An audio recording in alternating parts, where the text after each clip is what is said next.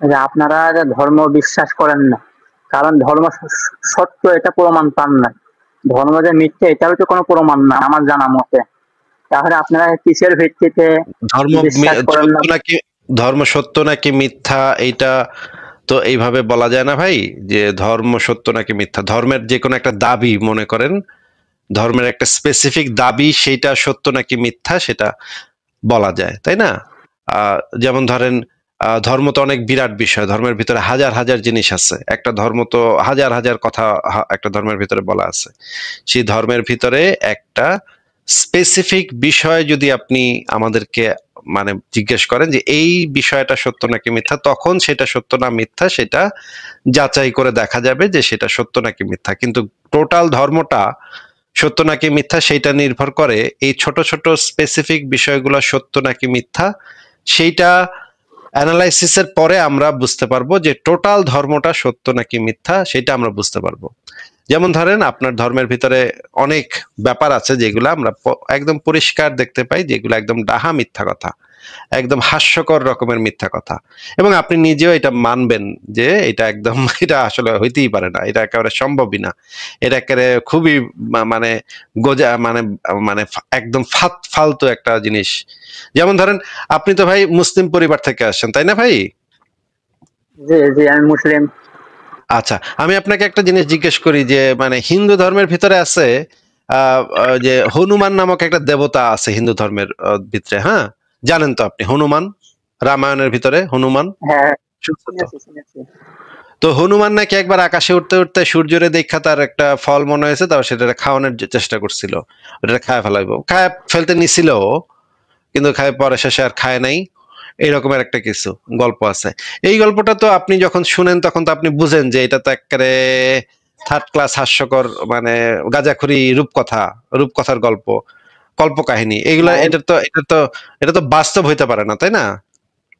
হ্যাঁ, জি, বাস্তব হতে পারে না। এই গল্পগুলো আমি শুনছি, প্রমাণ আমি জানি না যেটা সত্য বা আচ্ছা, তারপর মিথ্যা, জানি না এটা তারপর তারপর ধরেন এরকম তো হাজার হাজার ধর্ম আছে। যেমন ধরেন গ্রিসে একটা ধর্ম ছিল জিউস, তারপর হারকিউলিস, তারপরে মানে নর্ডিক মিথোলজিতে অনেক ধর্ম আছে। যেমন ধরেন একটা ধর্ম আছে যেটা মনে করেন ওডিন, ওডিনের ছেলে হইতেছে থর। এই ধর্মগুলাতে থরের একটা হাতুড়ি আছে, সেই হাতুড়ি দিয়ে বাড়ি মারলে সব ভাইঙ্গা ভিঙ্গা ফালাইতে পারে সে বাড়ায়, এমনই শক্তিশালী দেবতা থর। তো এইরকম তো হাজার হাজার ধর্ম আছে পৃথিবীতে, হাজার হাজার এরকম কল্প কাহিনী, কেচ্ছা কাহিনী, পৃথিবী কেমনে সৃষ্টি হয়েছে এটার এরকম উদ্ভর সমস্ত। একটা ধর্ম আছে সেই ধর্মের ভিতরে বলা হয়েছে পৃথিবী নাকি একটা কচ্ছপের উপরে আছে, হ্যাঁ? এরকমও ধর্ম পৃথিবীতে আছে। তো এই ধর্মগুলার যে গল্প কাহিনীগুলা, এগুলা তো আপনি শুনলেই বুঝতে পারেন যে এগুলা অযৌক্তিক, গাঁজাখুরি, হাস্যকর, প্রাচীনকালের মানুষের উদ্ভট কল্পনা। এটা তো আপনি যখন শুনেন তখন সাথে সাথে বুঝা ফেলেন নাকি? জি, এটা হ্যাঁ, বুঝি। ওই ধর্মগুলা যে মিথ্যা সেটা নিয়ে তো আপনার মধ্যে কোনো সন্দেহ নাই নাকি? এটা মনে করেন যে মিথ্যা হলেও অনেক ক্ষেত্রে মনে করেন যে আমাদেরকে সমস্যা হয়। কারণ মনে করেন যে আমি মুসলমান না, ধর্ম আপনাকে যেহেতু যেটা আপনাকে জ- আপনাকে যেটা জিজ্ঞেস করতেছি ভাই, একটু স্পেসিফিক উত্তরটা দেন। পৃথিবীর আপনার ধর্মটা বাদে, আপনি যেই পরিবারে জন্মাইছেন সেই পরিবারের ধর্মটা বাদে পৃথিবীতে ধর্ম মনে করেন 4100, বাদ বাকি হচ্ছে 4199টা, সব মিলায় ধর্ম ধরি আমরা 4200টা। এর ভিতরে আপনার ধর্ম হইলো একটা, আর বাকি আছে 4199টা। আপনার ধর্মটা বাদে বাদ বাকি সমস্ত ধর্ম তো গাঁজাখুরি, কল্পকাহিনী, মিথ্যা, হাস্যকর, উদ্ভট সব কথাবার্তা, বেকুবের মতো, অশিক্ষিত মূর্খের মতো সব কথাবার্তা, অন্ধবিশ্বাস, এগুলো দিয়ে ভরপুর। খালি আপনারটা বাদে, তাই না ভাই? আমার ধর্মটাও মনে হয় আমার কাছে। না না, এটা তো যে কোনো একজন বিশ্বাসী মানুষ মনে করে এটা, যে আমার ধর্মটা বাদে আমি যেই পরিবারে জন্মেছি ভাই সেটাই একমাত্র সত্য, খালি একমাত্র সত্য ধর্ম, বাদ বাকি সব ধর্ম হইতেছে মিছা কথা, ভুলভাল সব লেখা, সব গাঁজাখুরি, সব কেচ্ছা কাহিনী। আরে দূর, এই সমস্ত হয় নাকি ভাই? তোর ফালতু অশিক্ষিত মূর্খ গুলা তোরা এই সমস্ত, এইটাই তো প্রত্যেক বিশ্বাসী মানুষ এটা মনে করে, তাই না ভাই? এটাই মনে করে সবাই। এবং আবার যদি আপনার জন্ম যদি হিন্দু ধর্মে হইতো তাহলে আপনি আবার বিশ্বাস করতেন আপনার ধর্মটা ছাড়া বাদ বাকি যত ধর্ম আছে সব হইতেছে গাঁজাখুরি, মিথ্যা, হাস্যকর, উদ্ভট, রূপকথার গল্প। এটা তো আপনি মনে করতেন। তার মানে দেখেন, আপনি যদি একজন ধার্মিক হন আপনার কাছেও 4199টা ধর্ম মিথ্যা, তাই না ভাই? আপনি যদি একটা বিশেষ ধর্মের ধার্মিক হন, আপনার কাছেও তো 4199টা ধর্ম মিথ্যা, আপনারটা সত্য নাকি? হ্যাঁ, এটাই মনে হবে। আর একজন এটাই মনে নাস্তিকের হয় আবার। কাছে নাস্তিকের কাছে 4200টা ধর্ম মিথ্যা। কারণ হইতেছে একটারও পক্ষে কোনো প্রমাণ নাই, এই জন্য 4200টাই মিথ্যা। আর একজন ধার্মিকের কাছে তারটা সত্য, বাদ বাকি 4199টা মিথ্যা। তাইলে আপনার সাথে মানে একজন বিশ্বাসীর সাথে, বিশ্বাসী ধার্মিকের সাথে আমার পার্থক্য হইতেছে একটা ধর্ম নিয়ে শুধুমাত্র, তাই না? 4199টা ধর্ম সম্পর্কে তো আমরা দুইজনই একমত যেগুলা মিথ্যা, নাকি ভাই? হ্যাঁ, একমত।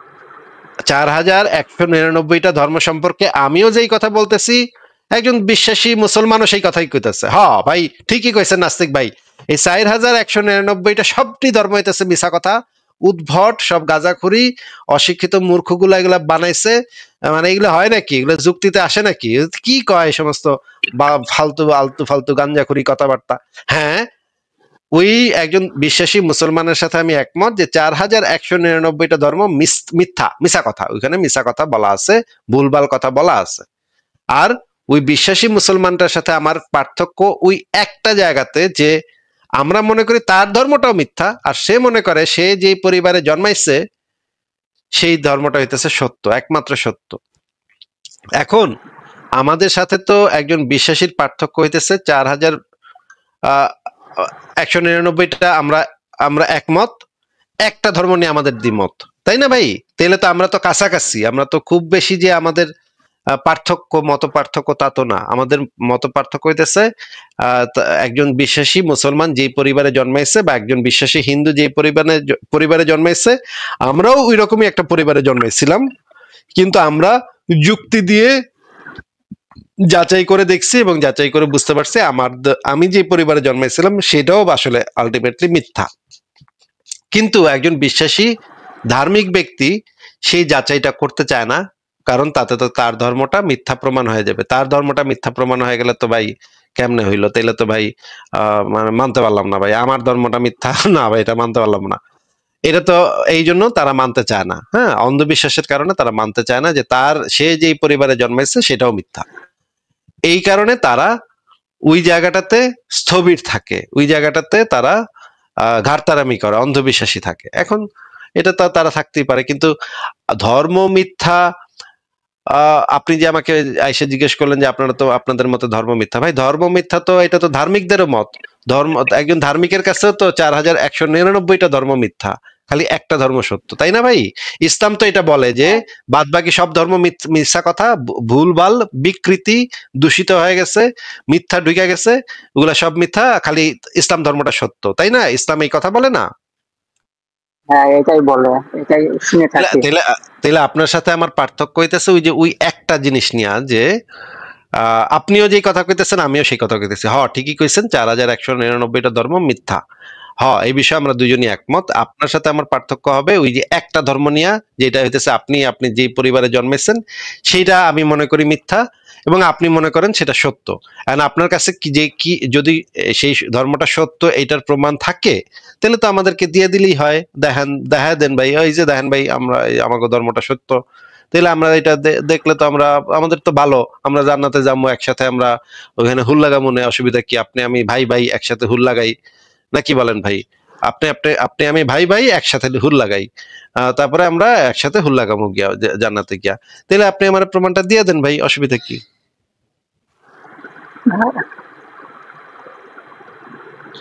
দিতে পারবেন আপনি আপনার ধর্মটা যে সত্য, বাদ বাকি 4199টা ধর্ম যে মিথ্যা, এটা আমরা দুজনে একমত হয়েছি। ওইটা নিয়ে আর কোনো কথার দরকার নেই। আপনারটা যে সত্য এটা আপনি কি প্রমাণ করতে পারবেন? হ্যাঁ, এটা আমার কাছে এরকম প্রমাণ নাই, কিন্তু আমার ছোট থেকে বাবা মা বা পাড়া প্রতিবেশী বিভিন্ন হুজুরদের কাছে শুনে আসছি, এইভাবে আমরা বিশ্বাস করে আসছি। কিন্তু এটা তো একজন হিন্দুও তো এইভাবেই শুনে আসে, তাহলে তো হিন্দুরটা সত্য হয়ে যায় তাহলে। কিন্তু মনে করেন যাচাই বাছাই করতে গেলে অনেক ক্ষেত্রে কিন্তু দ্বিমত হয়, কিন্তু দ্বিমত হয়ে যেতে আবার কাফের হয়ে যাব। দ্বিমত হয়ে গেলে কাফের হয়ে যাবেন এই ভয়ে যদি আপনি মানে যাচাই না করেন, তাইলে তো জি। আপনি অন্ধবিশ্বাসী। আমাদের সাথে ফারাজ ভাই চলে আসে। ফারাজ ভাই, কি অবস্থা, বলেন কেমন আছেন? থ্যাংক ইউ আসিফ ভাই যুক্ত করার জন্য। কেমন আছেন? এই তো মোটামুটি চলতেছে। আপনার কি অবস্থা? ভালো। আপনার আজকের ছবিটা খুবই মানে পরিষ্কার দেখাচ্ছে, কিন্তু এটা তো মনিকা বেলুচির মতো আর লাগতেছে না এখন আর দেখে। আচ্ছা, সমস্যা নেই। আপনার কাছে না লাগলে তারও ভালো। আমি সমস্যা নেই আসিফ ভাই, যদি না লাগে আমি আর একটু ইয়ে করে দিব, এডিট করে দিব। আচ্ছা, খোঁজা যেন লাগে। আপনি এই ছবিটা নিয়ে কেন আসবেন? এটা তো ঠিক না ভাই। সব আপনার লাইভে আপনি সবার দিলে আঘাত দিবেন, আপনার দিলে আঘাত কেন থাকবে? বৈষম্য কেন থাকবে? আপনি বৈষম্য বিরোধী। আমার মানে উত্তক্ত করেন, খুবই উত্তক্ত করেন। ঠিক আছে, আমাদের সাথে সত্য সন্ধানে ভাই যুক্ত হয়েছে। সত্য সন্ধানে ভাই, আপনার কাছে কি এমন কোন প্রমাণ আছে যেটা আপনার ধর্মটা যে সত্য সেটা আমরা একটু যাচাই করে দেখে বুঝতে পারবো যে এটা আসলে সত্য? এরকম কি কিছু আছে আপনার কাছে? না, আমার কাছে এরকম প্রমাণ নাই। যাক, আপনার সাথে কথা বলে অনেক ভালো লাগছিল।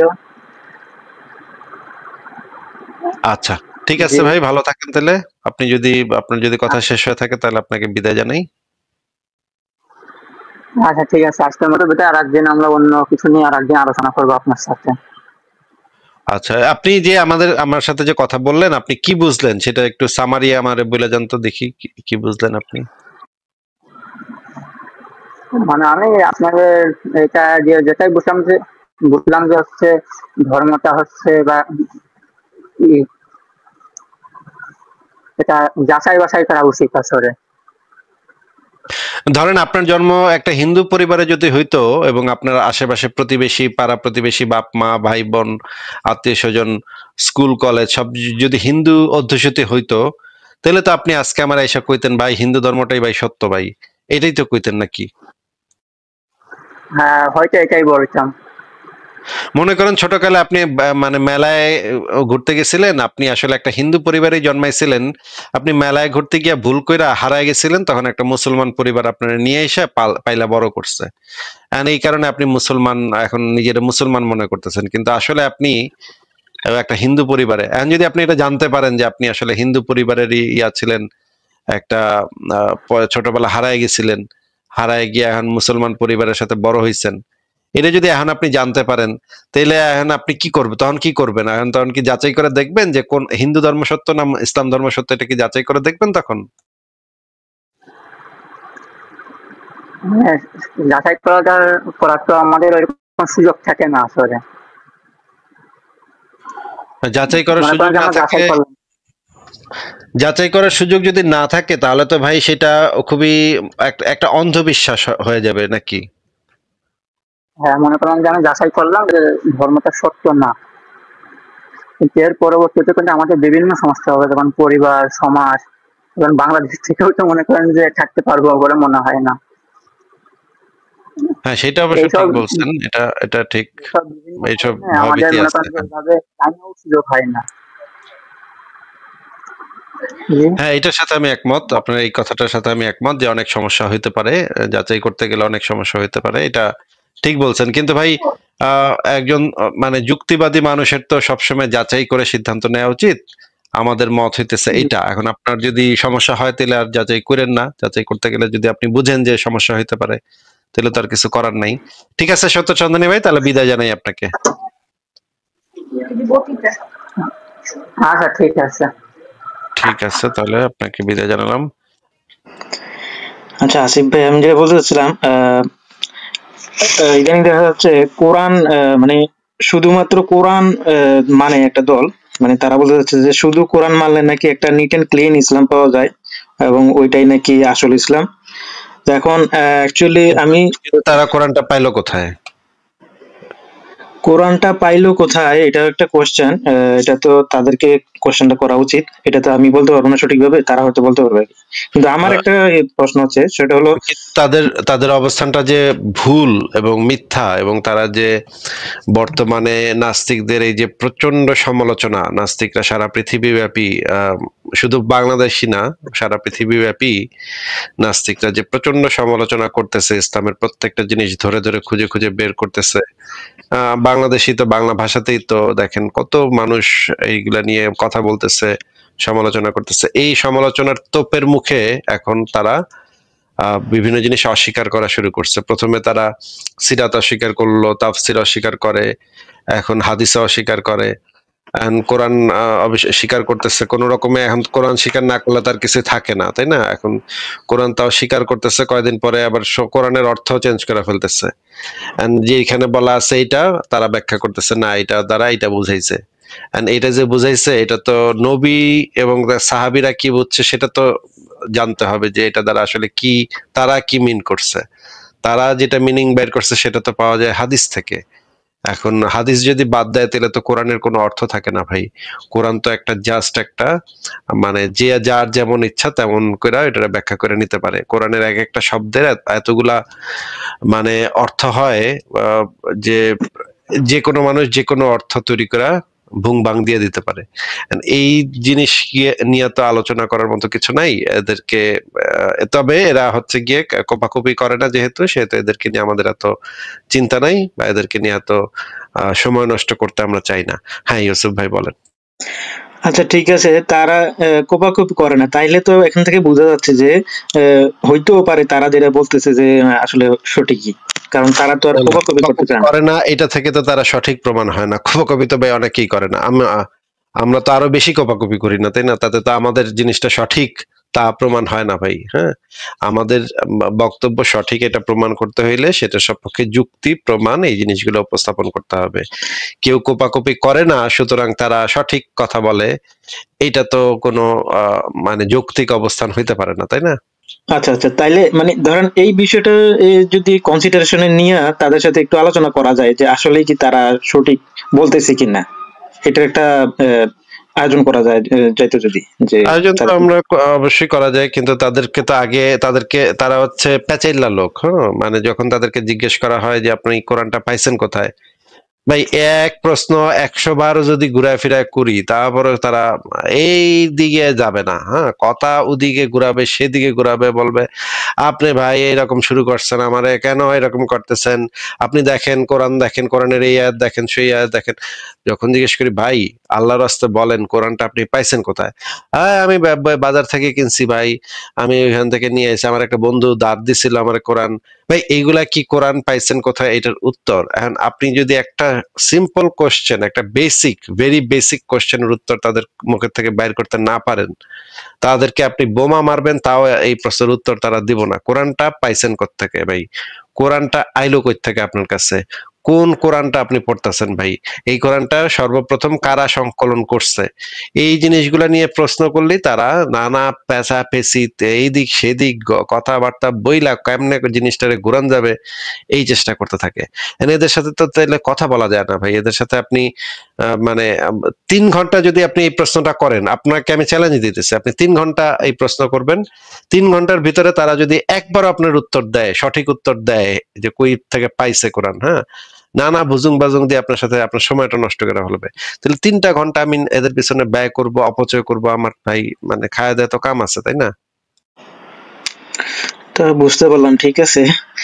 আচ্ছা ঠিক আছে, তাদের কথা বাদ দিলাম। এখন আপনি কাজ করেন যে কোনো এই টাইপের লোকদের কাছে গিয়ে জিজ্ঞেস করেন, ভাই আপনি যে কোরআনটা পড়তেছেন, হ্যাঁ বুঝলাম যে আপনি বাজার থেকে কিনে আনছেন বা লাইব্রেরিতে পাইছেন, এটা বুঝলাম, কিন্তু এই কোরআনটার প্রাইমারি সোর্সটা কি? কোত্থেকে পাইছেন এই কোরআনটা? প্রাইমারি, প্রত্যেকটা জিনিসের একটা প্রাইমারি সোর্স থাকে। যেমন ধরেন রবীন্দ্রনাথের গীতাঞ্জলি বইটা প্রাইমারি সোর্সটা কি? প্রাইমারি যে প্রথম কোন প্রকাশনীতে এটা ছাপা হয়েছে সেটা দেখতে হবে, এবং সেই প্রকাশনীতে রবীন্দ্রনাথ বা রবীন্দ্রনাথের কোনো একজন ব্যক্তি এই জিনিসটা পৌঁছায় দিচ্ছে কিনা, আমার পাণ্ডুলিপিটা পৌঁছায় দিচ্ছে কিনা সেটা দেখতে হবে, এবং রবীন্দ্রনাথের স্বহস্তে লিখিত কিছু একটা এভিডেন্স থাকতে হবে। যদি এরকমের এভিডেন্স থাকে তখন আমরা এটাকে একটা প্রাইমারি সোর্স ধরতে পারি, কিন্তু এই রকমের কোনো প্রাইমারি সোর্স তো তারা বলতে পারবে না, কারণ তাদের তেলে এটা যদি তারা বইলা ফেলে মুখ দিয়া যে তারা যে কোরআনটা পড়ে সেটা ওসমানী কোরআন, ওসমান সেটা সংকলন করছে, এই প্রশ্নের উত্তরটা তারা মুখে থেকে বাইর করার সাথে সাথে তাদের সমস্ত কিছু বাতিল হয়ে যাবে ভাই। ওসমান এই কোরআনটা লিখছে, মানে কোরআনটা সংকলন করছে, এই কথাটা মুখ থেকে বাইর করার সাথে সাথে তারা ভুল প্রমাণ হয়ে যাবে। এই জন্য তারা জীবনে কোনোদিন এই প্রশ্নের উত্তর দেবে না ভাই। আচ্ছা ঠিক বুঝলাম। আর তাছাড়া এই কোরআন তো আগে শুনতাম যে মানে একটাই কোরআন আছে, এক ধরনের কোরআন আছে তো সারা দুনিয়াতে, কিন্তু এখন ইদানিং শুনি যে আপনার এই যে হাফস এবং ওয়ার্শ এই দুই ধরনের কোরআন নাকি পাওয়া যায়, এবং এই দুই ধরনের কোরআনের মধ্যে শব্দগত পার্থক্য নাকি আছে। তো এটা কি কতটুকু সত্যি ভাই? হ্যাঁ, এটা সত্য, পার্থক্য আছে এবং আরো অনেক ধরনের কোরআনও পাওয়া যায়। বিভিন্ন কোরআনের ভিতরে বিভিন্ন ধরনের পার্থক্য আছে, যদিও মুসলিমরা দাবি করে যে এটা দ্বারা একই জিনিস যেহেতু বোঝানো হয়েছে, সুতরাং একটু উচ্চারণজনিত মানে এটা দ্বারা যদি একটু টেন্সে একটু এদিক সেদিক থাকে, টেন্সে যদি ভুল থাকে বা মানে প্লুরাল নাম্বার না সিঙ্গুলার নাম্বার এই বিষয়ে যদি কোনো এদিক সেদিক থাকে, সেটা দ্বারা আসলে খুব বেশি কিছু যায় আসে না। যেহেতু মূল জিনিসটা একই বোঝানো হইতেছে, মূল জিনিসটা যেহেতু বোঝা যাচ্ছে, সেহেতু কোনো সমস্যা নাই। মুসলিমরা এইভাবে এটার একটা মানে দেয়, এটার একটা ব্যাখ্যা দেয়, কিন্তু এটা কোনো কথা হইলো? এটা মানে সবকিছুর ব্যাখ্যা একটা দিলে মানে হয়ে গেল, মানে একই রকম কোরআন থাকতে হবে তো, নাহলে তাইলে না বুঝতাম যে না সারা দুনিয়া একই রকম একটা কোরআন আছে, একটা মানে একটা বিবেচনায় নেওয়া যাইতো। এখন কোরআনই কয়েক রকমের, তাইলে মানে যারা অনলি কোরআন তারা আসলে কোন কোরআনটা প্রচার করে? আরো প্রবলেম হইতেছে। ওসমানকে যখন জিজ্ঞেস করা হয়েছিল যে আপনি যে কোরআন লিখছেন এটার ভিতরে তো অনেকগুলা ব্যাকরণগত সমস্যা আছে এবং কিছু আছে, ভুলভাল আছে, এইগুলা আপনি কিভাবে, এগুলা কি করছেন আপনি, এইরকম করছেন কেন? তখন সে বলছিল যে এখানে কিছু ত্রুটি আছে, কিছু ভুলভাল ঢুকে গেছে, এখন এইগুলা আমরা যখন পড়ার সময় এটা আমরা ঠিক করে নিই। আপনি দেখবেন, আপনি যদি কোরআন খতম দেন, আমি নিজেও এই জিনিসটা দেখছি ছোটবেলা, যখন আমি ওই যে আরবি মক্তবে পড়তাম, তখন লেখা আছে একরকম, কিন্তু আমাদেরকে পড়াইতো উচ্চারণটা ছিল ভিন্ন রকম। আপনি এইরকম কোরআনের অনেক জায়গাতে এই জিনিসটা পাবেন যে লেখা আছে একরকম, কিন্তু উচ্চারণের সময় আপনাকে হুজুর শিখাই দিবে যে এটা এমনি উচ্চারণ করতে হবে, যদিও লেখা আছে অন্যভাবে, কিন্তু উচ্চারণটা করতে হবে ভিন্নভাবে। এই জিনিসটা আলেম যারা হচ্ছে গিয়ে কোরআন শেখে, মুখস্থ করে, তারা তাদের মানে ইসেদের থেকে, গুরুজনদের যাদের কাছ থেকে শেখে তাদের কাছ থেকে যাই না নেয় যে ওটা হয়তো থাকতে পারে, যেমন এটা প্রায় ভাষাতেই, অনেক ভাষাতেই থাকে, যেমন হনেস্টিকে আমরা অনেস্ট বলি, এই ধরনের শব্দগত এরকম থাকতেই পারে। এটা ওইরকম না, ওইখানে পুরো মিনিং চেঞ্জ হয়ে যায়। আপনি যদি একটু ওইভাবে উচ্চারণ করেন তাহলে পুরো মিনিং চেঞ্জ হয়ে যায়। এরকম কিছু ওয়ার্ড আছে কোরআনের ভিতরে, আপনি চাইলে আমরা সেই জিনিসগুলো অ্যানালাইসিস করতে পারি, বের করে দেখতে পারি, প্রত্যেকটা জিনিস বের করে দেখতে সময় লাগবে, কিন্তু আমি দেখাইতে পারি এরকম কয়েকটা উদাহরণ আছে। এবং একই সাথে আপনি নিশ্চয়ই জানেন ইবনে আব্বাস, সে আরো কয়েকটা আয়াত, এক্সট্রা কিছু আয়াত বলছিল যে আয়াতগুলা কোরআনে পাওয়া যায় না, এবং 2টা সূরা বলছিল, এবং 2টা সূরা সে বাদ দিতে চাইছিল কোরআন থেকে, বলছিল এই 2টা সূরা তো আসলে সূরা না, এই 2টা সূরা ছিল দোয়া। এই 2টা মানে হুদাই মানে কোরআনের ভিতরে ঢুকাই দিছে। এবং এই আব্দুল্লাহ ইবনে মাসুদ এটা বলছিল, এবং আব্দুল্লাহ ইবনে আব্বাসও কয়েকটা আয়াত এক্সট্রা বলছিল, সেই আব্দুল্লাহ ইবনে আব্বাসের কয়েকটা এক্সট্রা আয়াত কোরআনের ভিতরে এখন নাই। এই জিনিসগুলো যদি আপনি ঐতিহাসিক ভাবে অ্যানালাইসিস করেন, তাহলে দেখবেন কোরআনের ভিতরে নানা ধরনের পরিবর্তন হয়েছে, নানা এদিক সেদিক করা হয়েছে। বলেন। আচ্ছা ভাই, ঠিক আছে, দেখেন এগুলো আপনি দেখাইছেন আর আপনার লাইভে আমি আগেও দেখছি এগুলা, বাট আমার এখন প্রশ্ন হচ্ছে, এখন ওই যে যারা অনলি কোরআন মানে তারা বলতেছে যে শুধু কোরআন, তাহলে এখন বর্তমানে ইতিহাস যদি বাদও দেই, বর্তমানে যে কোরআন গুলা আছে এট প্রেজেন্ট, যে ডিফারেন্ট টাইপ অফ কোরআন পাওয়া যায় বা হাফস ওয়ার্স মানে শব্দের পার্থক্য থাকে ওইগুলোতে, তারা মানে ওইগুলোর ব্যাপারে তারা কি বলবে, বা আপনি কি বলবেন? আপনি যদি ইতিহাস বাদও দেই, তাইলেও তো মানে এক রকমের কোরআন পাচ্ছি না আমরা। হ্যাঁ, তারপরেও তো আমরা একই ধরনের কোরআন পাচ্ছি না। মিশর মানে আফ্রিকাতে যে কোরআনটা মানে খুবই প্রচলিত, খুবই জনপ্রিয়, সেই কোরআনের সাথে আমাদের দেশের যে কোরআন সেটার পার্থক্য আছে, এন্ড সেটারও তো নানাভাবে গোঁজামিল দেয়, যে বললাম আমি যে ওইভাবে গোঁজামিল দেয় যে ওইটার দ্বারা মূল মিনিংটা একই থাকতেছে। এই বিষয়ে ব্রিটেনের একজন আলেম আছে, সেই ব্রিটেনের একজন আলেম এই বিষয়টা আবার তুলে ধরছিল, সে একজন ইসলামিক আলেম, সে আবার খুবই সততার সাথে জিনিসটা তুলে ধরছিল যে হ্যাঁ এরকম পার্থক্য আছে, অনেকগুলা কোরআন আছে আমাদের মার্কেটে, অনেকগুলা কোরআন পাওয়া যায়।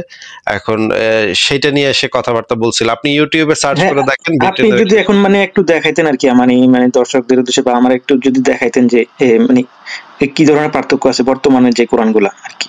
দেখাতে পারবেন নাকি যদি? ভাই আমি বিষয় হচ্ছে যে আমি তো আরবি ভাষার উপরে এক্সপার্ট না, আমি এই মানে আরবি ভাষার উপরে আমি এই এত ডিটেলসে বলতে পারবো না। আহ, যেহেতু আমি বিষয়ের উপরে এক্সপার্ট না, এক্সপার্ট যদি থাকতো কেউ একজন তাহলে আমি হয়তো সেটা নিয়ে বিস্তারিত আলোচনাতে যেতে পারতাম, কিন্তু আচ্ছা একটু ইউটিউবে দেখেন, যদি না পান তাহলে আপনি আমার সাথে যোগাযোগ করেন, আপনার সাথে পরে একদিন আমরা ওইটা নিয়ে বসবো। কারণ আমি এই যে আরবি যে শব্দগুলা, এই উচ্চারণজনিত সমস্যা এবং উচ্চারণজনিত সমস্যার কারণে যে অর্থ মিনিং চেঞ্জ হয়ে যায়, সেই জিনিসটা আমার নিজেরও একটু ভালো করে দেখতে হবে। আমি এই জিনিসগুলো মনে রাখা আমার জন্য একটু কঠিন, এই জন্য আমি আপনার সাথে এই বিষয়ে আলোচনাতে যাইতে যাচ্ছি না। আপনি না যদি ভাই, যেখানে বলা হচ্ছে আমাদেরকে শেখানো হচ্ছে যে যেখানে জের জবর চেঞ্জ করা যাবে না, জের জবর চেঞ্জ করলেও নাকি অনেক গুনাহ হয়ে যাবো, কাফের হয়ে যাবো, বা হ্যাঁ, মিনিং চেঞ্জ হয়ে যাবো, এরকমও আমাদেরকে শেখানো হয়েছে। এরকম, আমরা তো হ্যাঁ। ছোটবেলায় যখন কোরআন শিখছি আর কি, তখন আপনি এরকম এই যে শেখানো। দেখেন, আপনি দেখেন ডক্টর সাব্বির আলী, সাব্বির আলী এই ব্যক্তি লিখে সার্চ করেন কোরআন, মেনি কোরআন, আহ, এবং সাব্বির আলী এটা লিখে ইউটিউবে সার্চ করেন, তাহলে আপনি একটা ভিডিও পেয়ে যাবেন। সেখানে দেখবেন এই সাব্বির আলী খুব সুন্দর করে আপনাকে বলবে যে সে যদিও ইসলামিস্ট, সে ইসলামকে ডিফেন্ড করবে, কিন্তু তারপরেও তার কথা থেকে আপনি বুঝতে পারবেন যে আসলে বিভিন্ন ধরনের কোরআন পাওয়া যায়। আমি এই বিষয়ের উপরে এক্সপার্ট না, উনি এই বিষয়ের উপরে এক্সপার্ট, ওনার বক্তব্যটা আপনি শোনেন, সেটা আপনার আপনার জন্য আরো ভালো হবে আমার আচ্ছা থেকে। ঠিক আছে, তাহলে তাহলে ঠিক আছে, আমি ওনারটাই দেখবো। আপনি কি তাহলে কোরআন থেকে যে বর্তমানে যে সমকামিতা বা হচ্ছে হোমোসেক্সুয়ালিটি যে বলা হয়, যে বিজ্ঞানে নাকি এটাকে বলা হয় যে এটা মানুষের একটা স্বাভাবিক নেচার, আর যেহেতু ইসলামে বলা হয়েছে এটা মানে গুরুতর একটা অপরাধ, এবং কোরআনে এই সম্পর্কে কি বলা হয়েছে এই ব্যাপারে কি একটু বলবেন?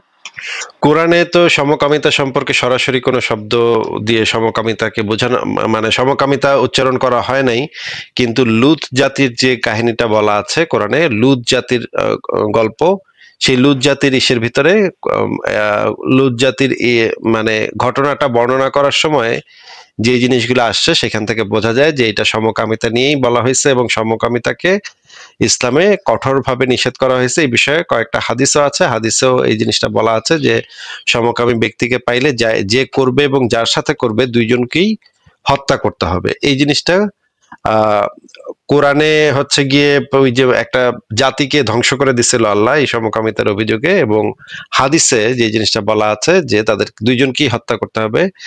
আর আলেমরা যারা শরিয়া আইন তৈরি করছে, যারা চার মাযহাবের চার ইমাম, তারা বলছে যে বেশিরভাগ আলেমের মত হইতেছে তাদেরকে উঁচু একটা বিল্ডিং এ নিয়ে ধাক্কা দিয়ে নিচে ফেলে থ্যাতলায় মেরে ফেলতে হবে। এটা হচ্ছে সমকামিতার শাস্তি। আচ্ছা আচ্ছা, তাইলে কোরআনে যদি এটা সরাসরি মানে এই শব্দটা না থাকে, তাহলে তো আপনার অনলি কোরআন যদি মানেন, তাহলে তো আপনার এটা মানে সায়েন্সের সাথে বা বিজ্ঞানের সাথে সাংঘর্ষিক না, যে কোরআনে তো সরাসরি ভাবে বলা নাই যেহেতু আর কি, কি বলেন? কোরআন মানে ইসলাম তো শুধু কোরআনের উপরে নির্ভরশীল না ভাই, ইসলাম হচ্ছে গিয়ে কোরআন, হাদিস, এবং হাদিসের বাইরেও ফিকা, যে ফিকা জিনিস, ফিকার যে বিষয়াদি আছে, যে জিনিসগুলা কোরআনে নাই সেইটার জন্য আপনার হাদিসে যাইতে হবে, যেটা হাদিসে নাই সেটা যাইতে হবে। চার মাযহাবের চার ইমাম এই বিষয়ে কি বলছে সেটা, সেইখান থেকে আইন প্রণয়ন করা হবে। ইসলামের মানে হুকুমত এইভাবে সারা পৃথিবীতে 1450 বছর ধরে চলছে। এখন আপনি তো আইসা এটা চেঞ্জ করতে পারবেন না ভাই।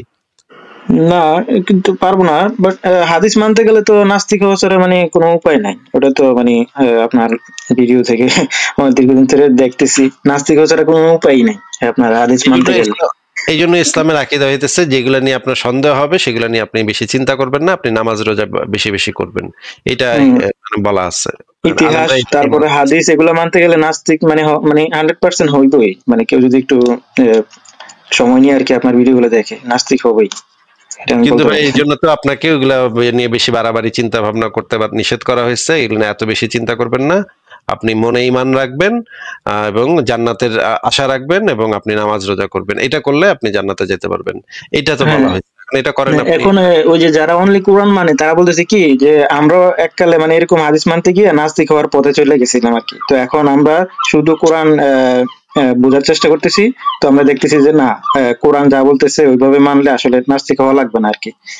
ভাই এরা আসলে নাস্তিক কি, এরা ওই যে জাস্ট এখন মানে দেখেন কয়দিন পরে এরা এখন বলতে পারতেছে না বাংলাদেশে, তাই তো বললে মাইর খাবে, তাই না? আত্মীয় স্বজন মানে বয়কট করবে, আত্মীয় স্বজনদের ভিতরে গ্যাঞ্জাম হবে, এই জন্য তারা এটা বলতে পারতেছে না। তারা আসলে নাস্তিক অনলি কোরআন, এরা সবাই নাস্তিক। কিভাবে শিওর হলেন আপনি তারা যে নাস্তিক? আমি শিওর, আমি জানি ভাই।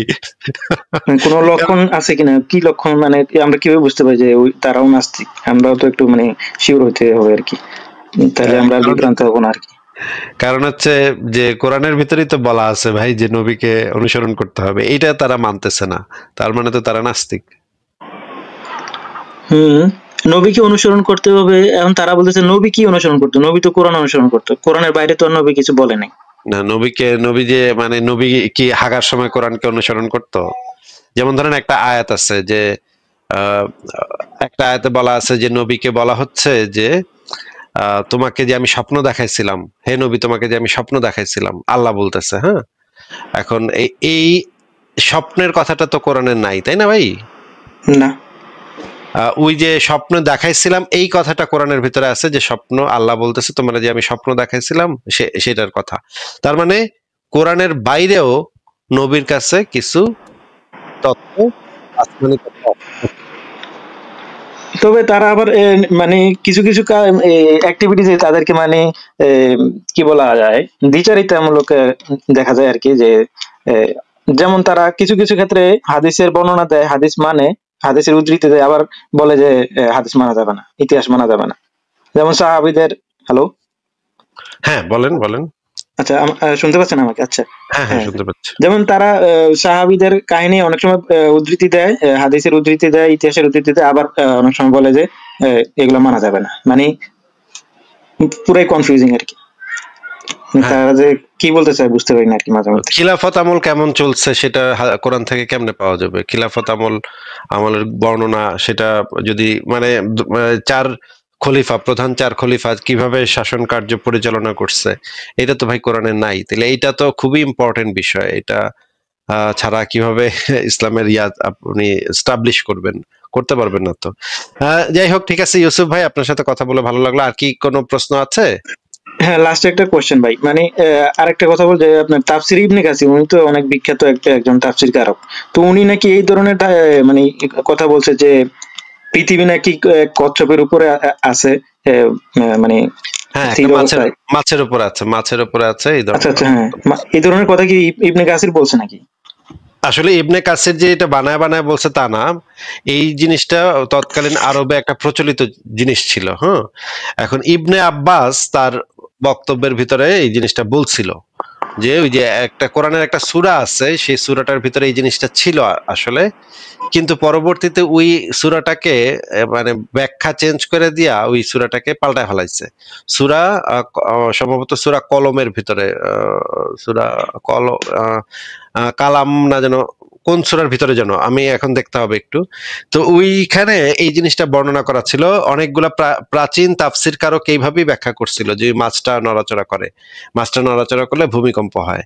তো ইবনে কাসিরও সেইখান থেকেই জিনিসটা বলছিল, কিন্তু পরবর্তীতে যখন গ্রিক মানে ওই সময়ই গ্রিক ফিলোসফি নিয়ে অনেক ঘাটাঘাটি হইতেছে, ঠিক আছে, আরব অঞ্চলে ওই সময় গ্রিক ফিলোসফি নিয়ে অনেক আলোচনা হইতেছে।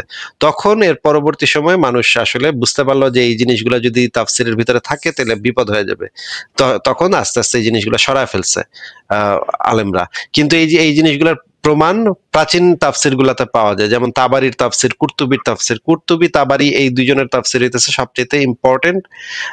মানে প্রাচীন কালের সাহাবীরা এবং তাবেঈনরা কি ভাবতো, কি বুঝতো, সেটা বোঝার জন্য এই দুইটা তাফসির খুবই ইম্পর্টেন্ট।